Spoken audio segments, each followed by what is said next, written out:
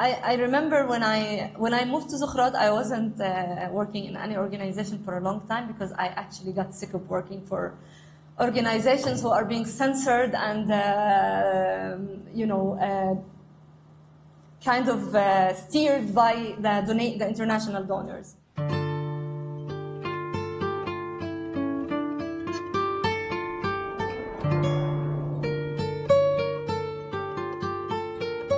Realizing the reality that we live in. Today, obviously, it's different. Today, we know that we're all living under the same occupation. It has different methods, based on where you live. So if you're in the West Bank, there's invasions, arrests, that are more violent. In Gaza, we've witnessed war after war until we've been witnessing the genocide unfolding in the past year and a half. And in 48, which is what we call Palestinians inside Israel, we call it Palestine 48. And if you work in Zochrot, and if you've encountered Zochrot, you know that this is our main focus, actually, exposing the Nakba that started in 48. Actually, it started way before, but the peak of the Nakba was in 48, the main expulsion of the Palestinian people. And those who were left during the Nakba and remained in their homes, not necessarily their homes, but maybe close to their homes. I was lucky to stay in my home in Nazareth. Many of us were displaced internally and moved, for example, from Haifa to Akka, or from Akka to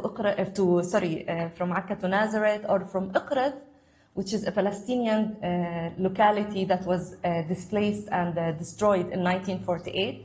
Many of the people from Uqrat and Bir'am are in Haifa right now. People I met in Haifa and got to know their connection with their land.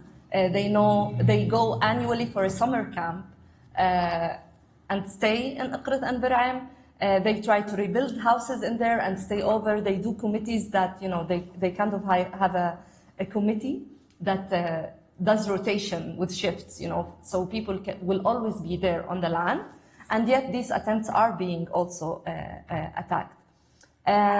So this identity of Palestinians of 48, I'd like to call myself a Palestinian only. I don't want to call myself a Palestinian from 48 or the West Bank or Gaza, but these are enforced divisions. These are imposed on us, these divisions, for different reasons. One of them is obviously to cause fragmentation between us as Palestinians, to feel that with a different ID, the fact that I have an Israeli ID, I have more privileges.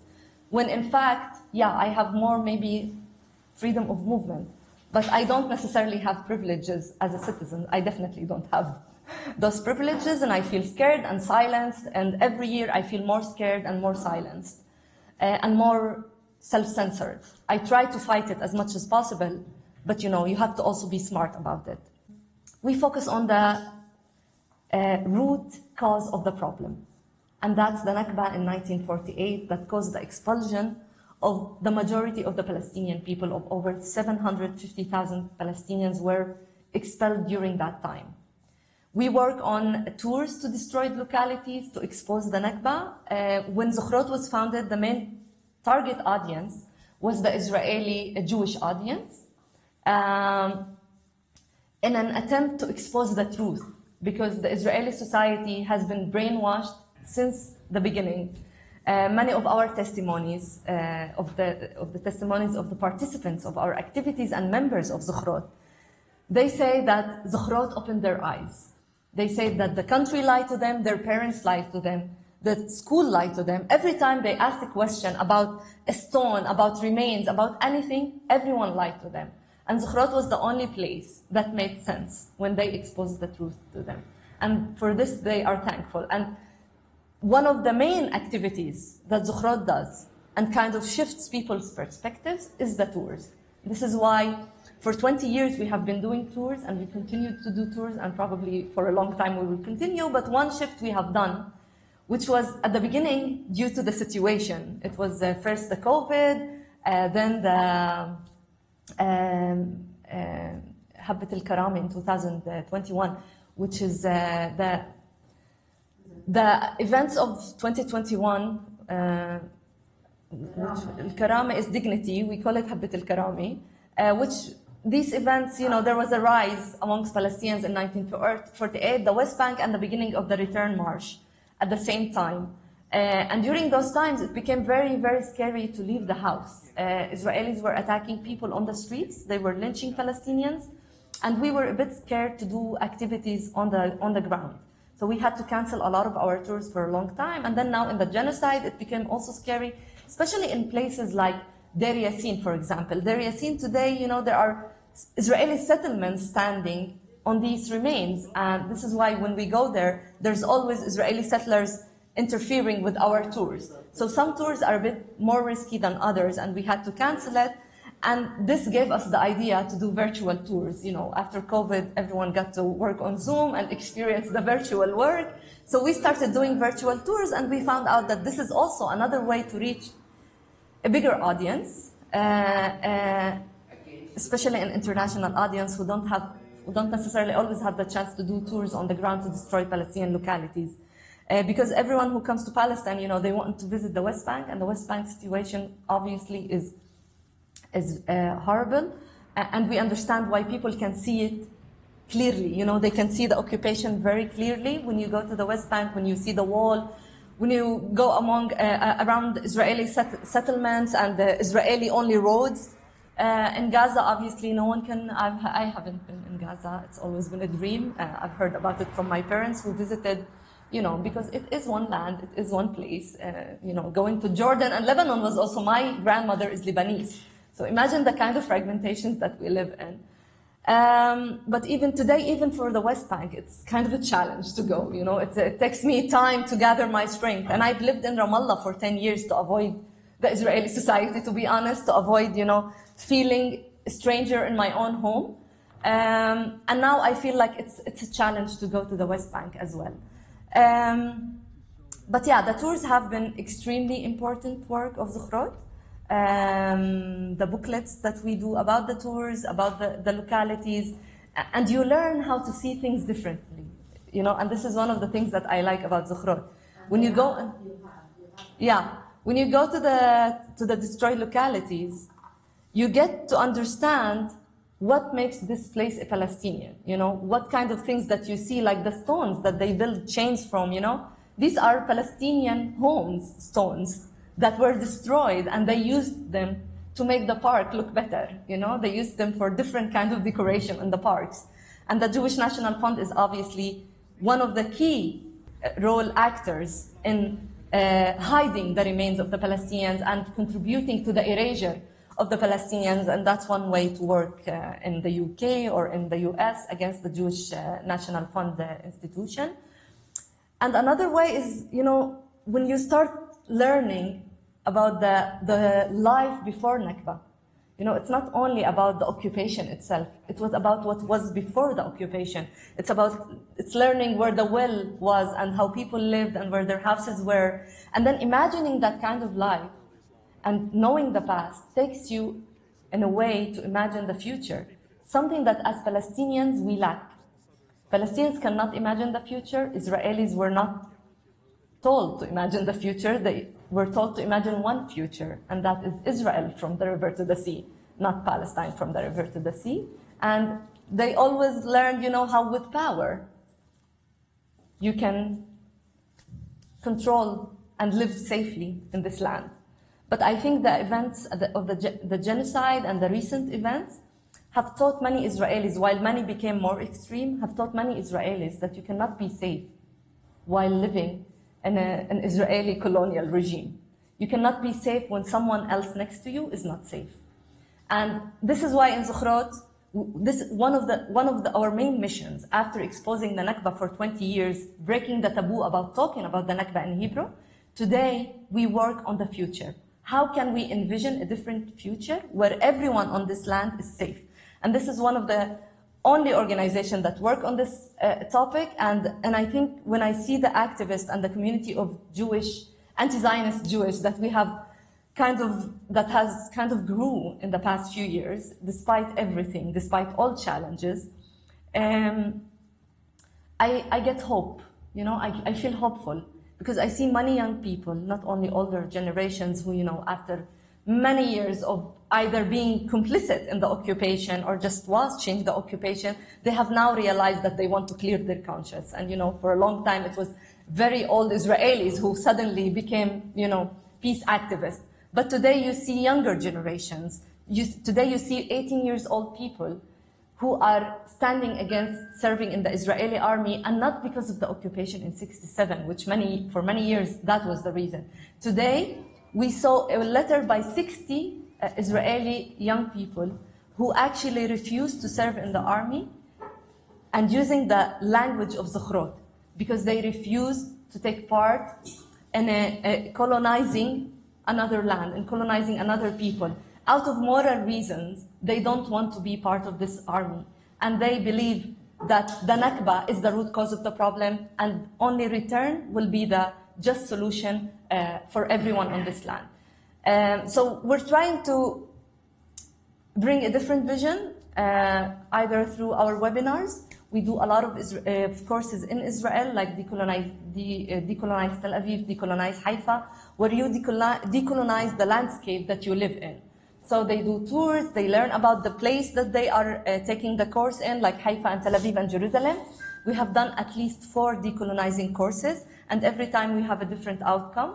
One of the outcomes was a booklet about Salami in Jaffa, a destroyed also locality in 1948, which was done by the group itself. They wrote about Salami, they researched the place, and then they started doing tours to that area. And this is the kind of responsibility that we want to highlight among young Jewish people who live in this land. And in the past few years, this is our main role as Zochrot. We want to highlight the responsibility of everyone, including Jewish Israelis, in decolonizing this land, in taking away the occupation, in making everyone feel safe. And they're trying to promote the vision of Zochrot, which is the vision of that, you know, return stands at the core of this vision. And I think what happened in Gaza and what Trump has said recently has shown us that return is actually not a crazy idea. If he can imagine the expulsion of Palestinians from Gaza to nicer places around the world, then he should be able to imagine also Palestinians coming back to their original homes where they are originally from. The majority of Gaza, more than 75% of Gazans, are from Palestinian localities that were occupied in 1948. And this is a good time, and I say that to you on a personal tone and on Zochrot tone. It's the time to talk about return. When people talk about expulsion, when people are talking about ethnic cleansing, and it seems normal to talk about, for many people, it seems like a normal thing to say. We're gonna ethnically cleanse Palestinians to somewhere else, but using a different language, like we're gonna move them, we're gonna relocate them. So if it's about relocation, why don't we relocate them to their homes? And this is what we're trying to promote right now. This is our main job right now as Zochrot. We want to mainstream the language and the narrative about return, to challenge the narratives against around ethnic cleansing and expulsion and the normalization of this language. And we want to bring in our own decolonized narrative, which actually talks about the history, which actually relates to the root cause of the problem. And if the root cause of the problem, and this is what we always say in Zochrot, if the root cause of the problem is the Nakba, then the radical solution for this problem is return. And until then, no one will be safe, because no one is expected not to stand against occupation, not to resist the occupation.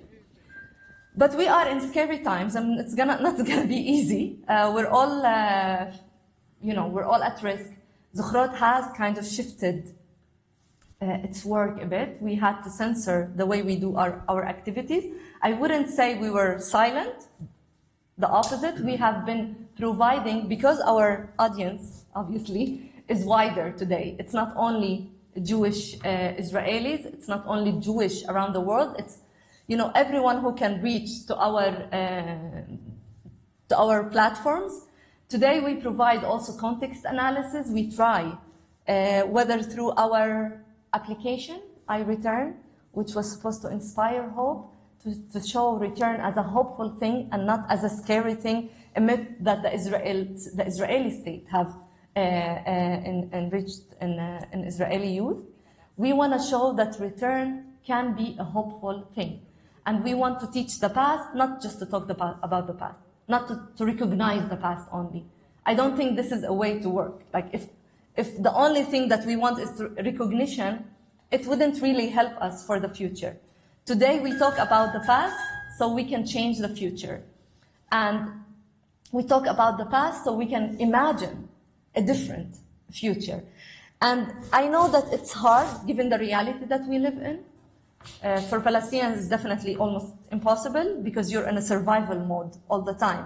So being on survival mode is actually a strategy to prevent you from imagining a different one. So when I increase another checkpoint, your target now is to take away that checkpoint, not the original one that we made in 1948, not the Kalandia checkpoint. Now there's many, men invented checkpoints on just any road.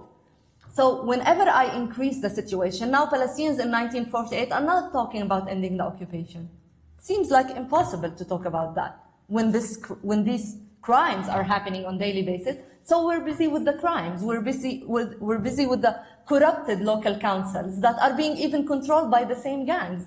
So there's so many issues that we need to resolve. And this is one way to distract us. Instead of working on the real issues, on the root cause issues, that only if we solve these issues, we will be able to solve every other challenge, whether it's crime, whether it's local municipalities, whether it's education, whatever it is, whether it's freedom of movement, nothing can be solved unless we tackle and address the root cause of these problems, all of these problems. And fragmentation is not only about freedom of movement. Fragmentation is also about weakening the resistance and the unity of the Palestinian people.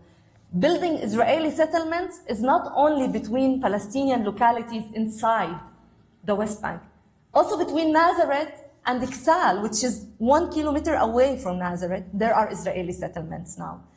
Israeli settlements are being built everywhere to divide the Palestinian natural extension. And this is another strategy to weaken us. And it is working because at some point, you don't feel like you have a backbone.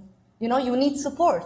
So when something happens in one village in the West Bank, usually all the villages come. But when you're divided by checkpoints and by other Israeli settlements, then it might be more challenging to reach and help and support the other Palestinian communities.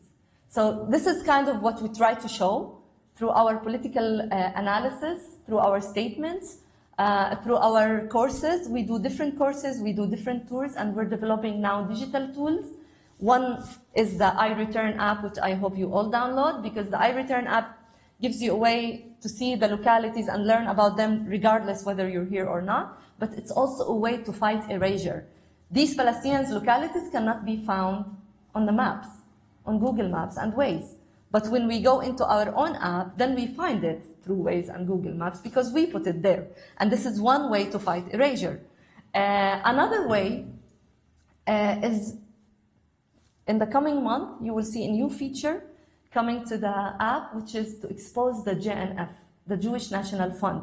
We want to show how the Jewish National Fund was and continue to be complicit in the erasure of the Palestinian localities. The parks that are there, sometimes there isn't even a park or anything. There's just a sign that says this is a JNF property or park or whatever. So we know that the main purpose of these parks and forests was to actually erase any remains and history of the Palestinian localities. The signage, which should mention the Palestinian history of this land, does not. It goes way back to the Byzantine times, but doesn't mention just before the JNF park.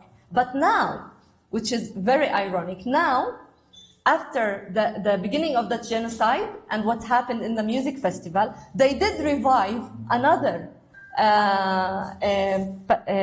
Israeli Jewish National Fund forest called the Be'eri Forest. They did the memorial event in the Be'er, where the music festival was. And they actually talked about revival. they honored not only the victims of the October 7 events, the Israeli ones, but they also honored the IDF, which we call them the IOF, the IDF soldiers that were killed during their attack on Gaza. So, and they did not mention anything about Gaza, anything. So they can actually go back to recent history of last year, but not to 30 and 40 and 50 years ago. And nothing was mentioned about the attack on Gaza, about the victims of the genocide, just honoring one race, obviously. So the new feature will expose the JNF. It will show the parks, the forests. We don't know them all, and we're looking into different resources, but we will continue to add as much as possible whenever we want, whenever we find. And another feature we want to bring in to imagine, you know, with the iNakba, the iReturn app, which was iNakba before, and kind of our work on bringing hope, we called it iReturn because we want to look to the future. Is a way for us to imagine, you know, the future, look at the past to imagine the future. So another feature we're adding is an engagement feature. It's going to be a wall, like Facebook wall or any kind of wall, where people can share photos, testimonies, reflections. We want to hear from people not only on this land, you know, not only Palestinians who were able to visit a different locality other than the ones that they live in, or their own localities that they were displaced from and they can see it but cannot return to it. We want to also hear from Palestinians in the diaspora, whether it's in refugee camps in Lebanon and Jordan, or it's in the US or wherever. We want every Palestinian to have a way to share their vision about the future, to talk about their return, to talk about how they envision the land, to break the myth that return means the end for Israeli Jewish people. It's the end of the colonial regime. It's not the end for anyone. It's to bring safety to everyone. And it's not going to happen overnight. Obviously, a lot of work needs to happen. Palestinians need to be engaged in that. But we're just trying to provide an alternative vision where people can feel hope in seeing that. And we also want Israelis and Jewish people around the globe to share their reflections, you know, especially the people who live on this land and can see a different future in a different way, not in a violent way, not through occupation. Israelis who believe that a different future is possible through different means, through more peaceful means. Because eventually, we all know how everyone ended wars. We know how everyone got their countries back. It's not going to be pretty. So if Israelis and Jewish people don't realize that they need to work toward that, it's going to be messy. October 7 will be the least of it, I imagine, in the future. Because no one would live through that horror and just stay silent. We might be silent for a while because we're tired. People get tired, people get drained. But eventually, people cannot stay silent. And they will have to resist. And there were other ways. Palestinians in Gaza did the return march, peaceful march. We know how many legs were amputated by the Israeli snipers. We know how many people were killed when there were peaceful marches of return. So there are peaceful ways for many years now. Palestinians have been resisting peacefully since the occupation began. The BDS movement is definitely one of the peaceful ways to resist. I can't imagine a more peaceful way and a more effective way. And yet it's being targeted. You are being targeted if you are BDS activists. If you're calling for boycott, you will be prevented from entering the country. So this is what we try to do at Zochrot. We do digital tools. You can also look up our mini site, the JNF mini site. We try to bring in all the information about the Jewish National Funds and their role in the complicity during the Nakba and until today. We have a historical timeline there that keeps moving. You know, we keep adding, unfortunately, because the JNF continues to be complicit in so many ways. They're also supporting cases of Israelis trying to settle in Palestinian homes in Jerusalem and Hebron.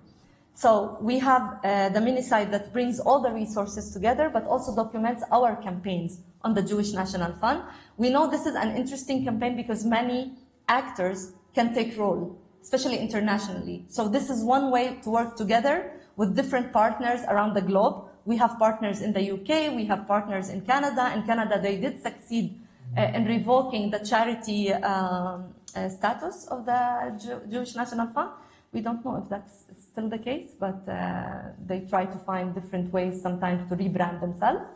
So we know it's a very strong organization, but we know it's an organization that we need to expose and take down because it's very much direct, has a direct role in perpetuating the Nakba and the ongoing Nakba. We actually have a sign that we did in one of the tours. You can't see the Nakba for the trees. So, yeah. Yeah. Zochrot is also remember, right? In Hebrew, Zochrot, yeah. Right? Yeah, that's the past tense. Yeah. Zochrot is an ongoing. Ongoing, I see. Yeah, it's like the, what is it called? The present continuous tense. Yeah, yeah. I remember when I moved to Zochrot, I wasn't working in any organization for a long time because I actually got sick of working for organizations who are being censored and, kind of steered by the international donors. And I was working as an independent debate trainer for a long time. And then when I went back to Zochrot. And I felt the change. I felt how independent I can be, how creative I can be when giving the right support and the right trust. So there's a lot of trust among the team. There's a lot of trust between each other, but also in our capacities and in our creativity.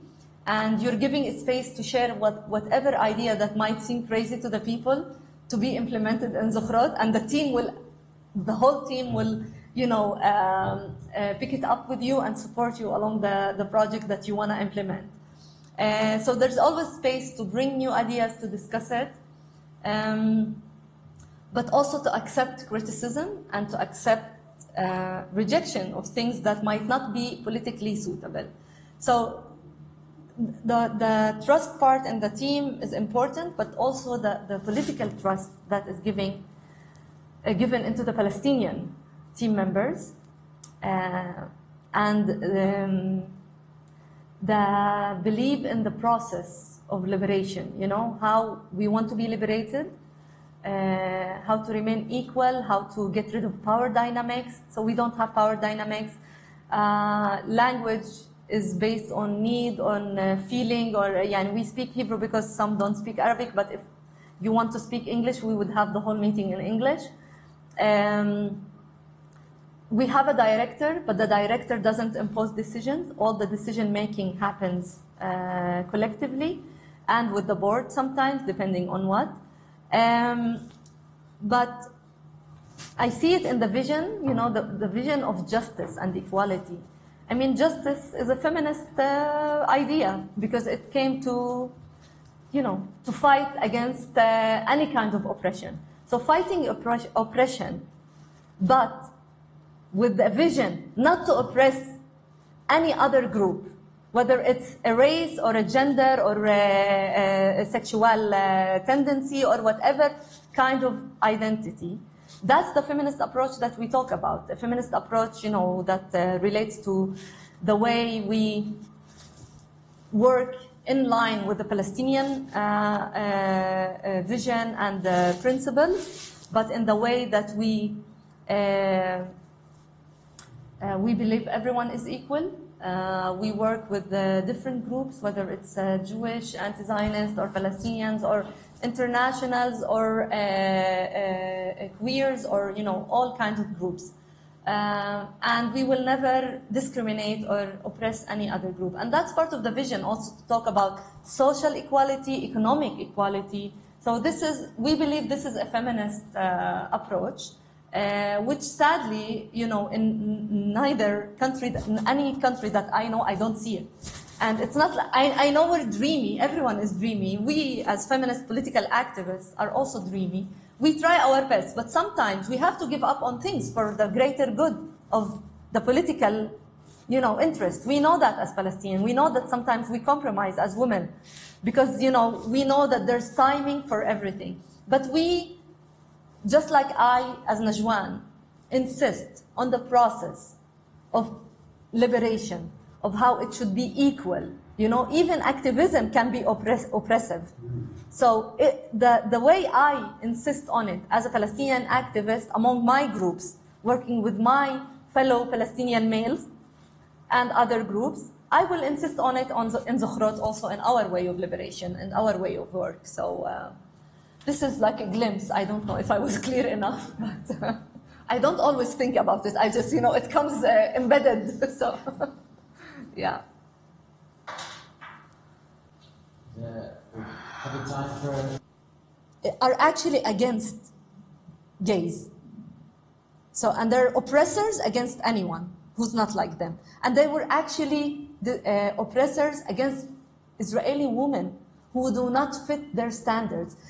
Israeli women, secular women, will be scared to walk in their neighborhoods. Not only me as Palestinian, but even Israeli women have been attacked in their own neighborhoods. So we know this is bullshit. I know we know it. But also there's a lot of simple explanation to justify why it's not the case. But they always want us. It's not only about gay, by the way, about gays. It's also about women. They came up with the term honor killing. There's killing. If you kill a woman or kill a man, that's killing.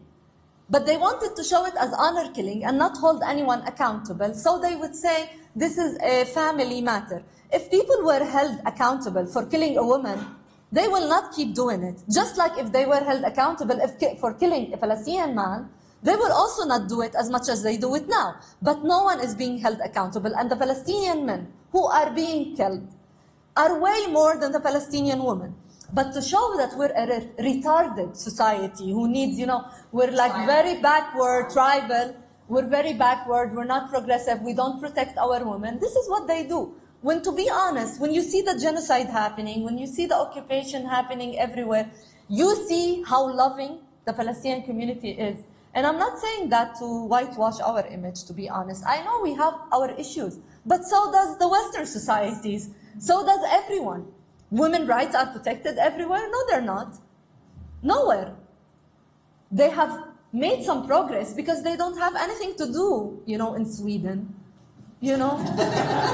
People are they're killing themselves for I don't know what. But in here, people, no matter what, still are holding on to life. To be honest, sometimes I don't understand it. Like, I'm living better than the majority of Palestinians, I would say, because I don't live in a refugee camp. I don't live in Gaza. Just being out of Gaza, that's already a privilege, you know? You are grateful that you're not in Gaza because you can be alive. And this is a different level of complexity, because me as a Palestinian, I always have to compare myself with worse situations. I can't feel happy about living because I always have to be guilty about living better than others, even though I'm not living well. I'm living under oppression, under occupation, under a lot of shit. Sorry about the word. But I have to be grateful and feel guilty for that because I cannot prevent the genocide, and I'm also not under direct attack. I don't live in a refugee camp where I have to be expelled right now and look for a home. I have somewhere warm to stay in. I can eat, I can drink. That's already now a privilege. Imagine. So, I even forgot what we were talking about. Kevin started you off and gave you... Yeah. That was a great question to really focus.